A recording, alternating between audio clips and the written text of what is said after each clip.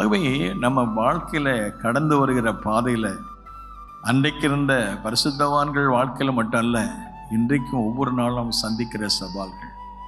ஆனால் இவைகளிலே நாம் அவருடைய வழிகளில் நடக்கும்போது நமக்கு ஏற்பட்டதான நெருக்கங்கள், ஏற்பட்டதான பாடுகள், இவைகள் மத்தியிலும் கூட வழிகளிலே உன்னை காக்கும்படிக்கு, ஆமேன்னு சொல்லமா, உன் வழியெல்லாம் உன்னை காக்கும்படி என்ன செய்வாராம்? தூதர்களை கட்டளை. எத்தனை விசுவாசிங்க? என்னைய காக்கிறதுக்கு என் தேவன் தம்முடைய தூதர்களை அனுப்புகிறார். ஆமேன்னு சொல்லுமா. போதுமே நாம் நமக்குள்ள இருக்கிற விசுவாசம் என்ன கேட்டால், எனக்குள்ள என் ஆண்டவர் இருக்கிறார். ஆமேன்னு சொல்லுமா. அவர் பெரிய தெய்வம். அந்த பெரிய தெய்வம் அந்த இருதயமாகிய கோயிலில் குடி கொண்டிருக்கிறார். இருதயமாக அவர் சொல்ல, இதோ வாசல் படி இந்த கதவை தட்டுகிறேன், ஒருவன் சத்தத்தை கேட்டு கதவை திறந்தால் அவன் உள்ளத்தில் வந்து தங்கி அவனோட இருப்பேன், அவனோட போஜனம் பண்ணுவேன், அவன் நடத்துவேன்னு சொல்கிறார். நம்ம கூட இருக்கிறத உணரணும். ஆமென், அல்லேலூயா.